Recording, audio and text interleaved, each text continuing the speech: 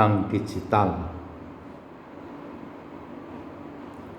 Pandemi COVID-19 ini telah mengubah cara masyarakat beraktivitas. Istilah bekerja dari rumah kini sudah menjadi istilah sehari-hari. Selain bekerja dan belajar dari rumah, masyarakat juga melakukan berbagai aktivitas dari rumah seperti menonton film, memain game online, berbelanja, belajar memasak, juga konsultasi kesehatan. Di samping itu juga ada beberapa kegiatan webinar, seminar secara online ataupun rapat-rapat antar instansi yang dilakukan secara online. Tidak lupa terjadi juga adanya kegiatan di pasar keuangan. Peningkatan aktivitas ekonomi digital tercermin dari naiknya harga saham berbagai perusahaan yang menawarkan layanan digital. Harga saham perusahaan e-dagang Amazon pada masa pandemi naik 74% dari Januari 2020 ke awal Oktober 2020. Harga saham perusahaan layanan film Netflix naik 89%.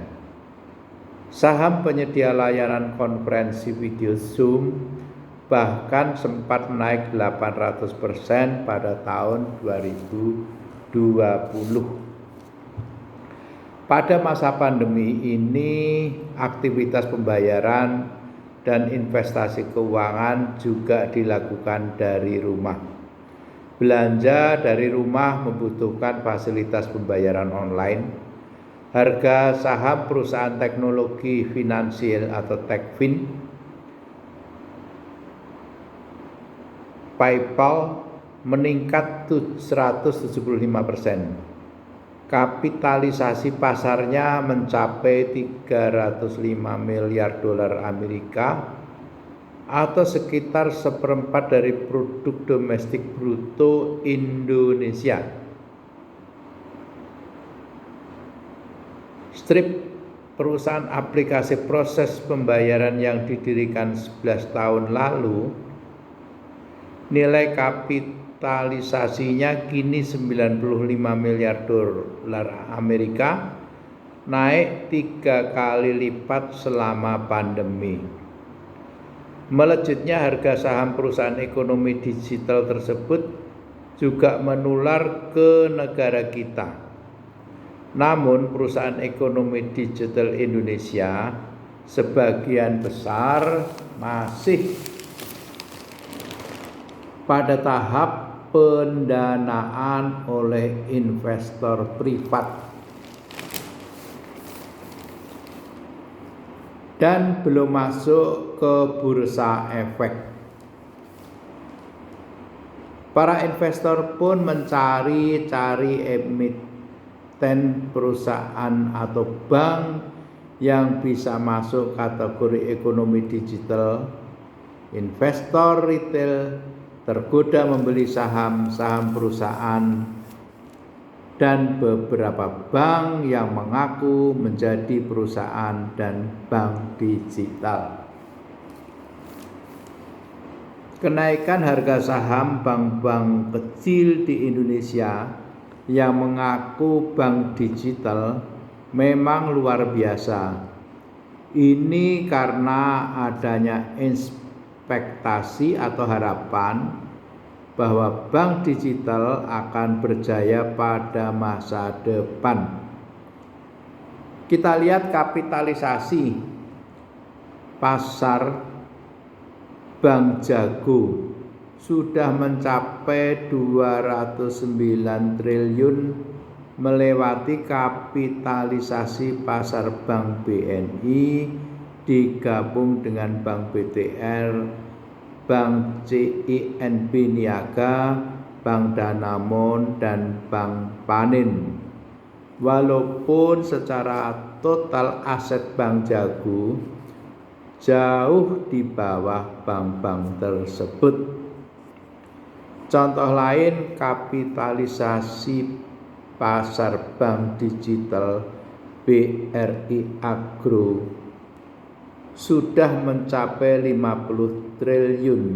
Sementara itu kapitalisasi pasar Bank Aladin 39 triliun sudah melewati kapitalisasi pasar Bank BTN ataupun CIMB Niaga, Bank Danamon, dan Bank Panin.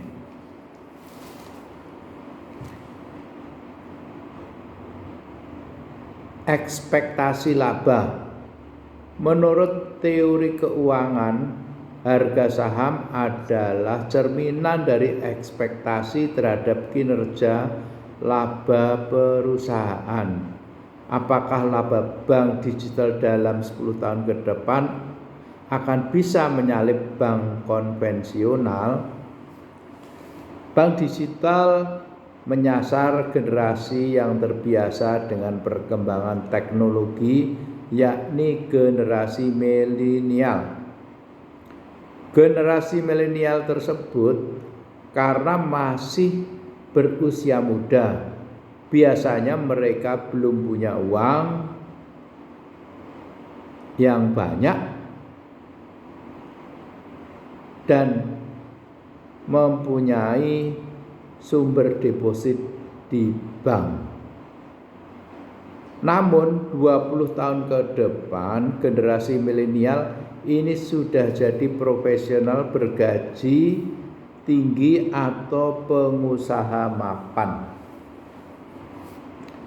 Apakah bank konvensional akan tinggal diam melihat nasabah generasi milenial diambil oleh bank digital? Itulah sebabnya maka bank-bank besar seperti Bank Mandiri, BCA, CIMB Niaga, OCBC, NISP meningkatkan kemampuan digital.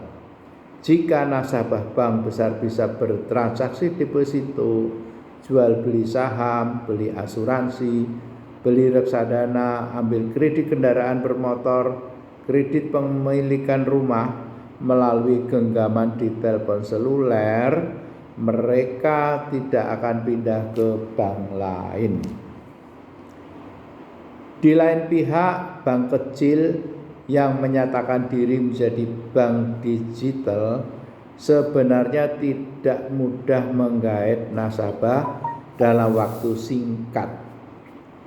Laba bank diperoleh dari menjaring deposit dan menyalurkan sebagai kredit.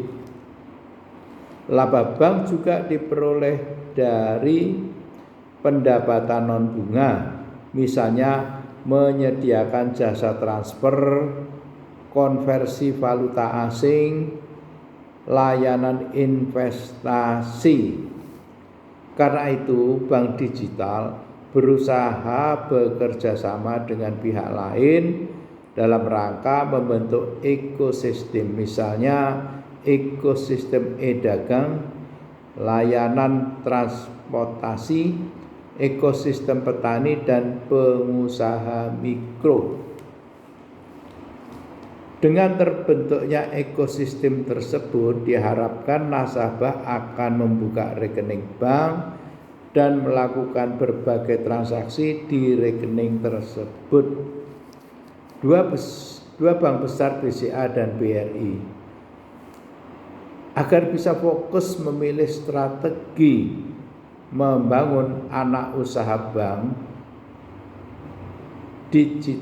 digital dengan harapan terjadi diversifikasi nasabah daripada potensi nasabah pindah ke bank lain, lebih baik dijaring anak usaha sendiri.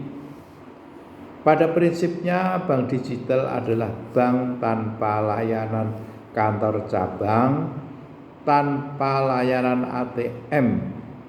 Semua transaksi dilakukan secara online melalui telepon seluler. Karena bank digital berusaha membentuk ekosistem, penting sekali mempunyai sistem teknologi yang terkoneksi dengan sejumlah pihak agar terjadi interkoneksi dan interoperabilitas. Misalnya untuk menyalurkan kredit yang bersifat personal, perlu informasi terkait kemampuan bayar seperti data transaksi belanja, data utang di tempat lain. Di sini muncul istilah open banking melalui standarisasi API, Application Programming Interface. Bank Indonesia sudah mengatur standarisasi API. Yang harus dijaga dari open banking adalah proteksi data pribadi agar tak terjadi penyalahgunaan data nasabah. Demi mempertahankan nasabah, bank konvensional juga mulai menyadari pentingnya kerjasama dengan pelaku ekonomi digital. Misalnya jika nasabah milenial ingin membeli reksadana, lebih baik dihubungkan dengan perusahaan Techfin yang spesialisasinya melayani reksadana jumlah kecil. Bank konvensional juga membuka pintu kepada perusahaan Techfin uang elektronik karena nasabah bank sekarang nyaman melakukan pembayaran berbagai transaksi retail dengan uang elektronik atau e-money. Bank konvensional juga membuka pintu kepada perusahaan Techfin kredit dalam rangka membesarkan portofolio kredit mikro dan konsumer. Kemajuan teknologi zaman ini membuat berbagai transaksi dan penyimpanan data dilakukan dalam jaringan internet, sehingga cyber risk menjadi risiko sangat penting untuk dimonitor dan dicegah agar tidak terjadi. Jikapun risiko itu terjadi, harus diketahui bagaimana upaya pemulihannya. Kedua regulator OJK, Otoritas Jasa Keuangan dan Bank Indonesia sudah mengatur bahwa standar keamanan sistem informasi, tata kelola dan manajemen risiko adalah faktor sangat penting dalam pelayanan digital perbankan. Bank dan pelaku digital harus siap dengan cyber risk, tetapi regulator pun harus siap dengan keahlian baru, mampu melakukan pengawasan dan pemeriksaan dengan memanfaatkan teknologi. Selamat datang era baru, era ekonomi digital.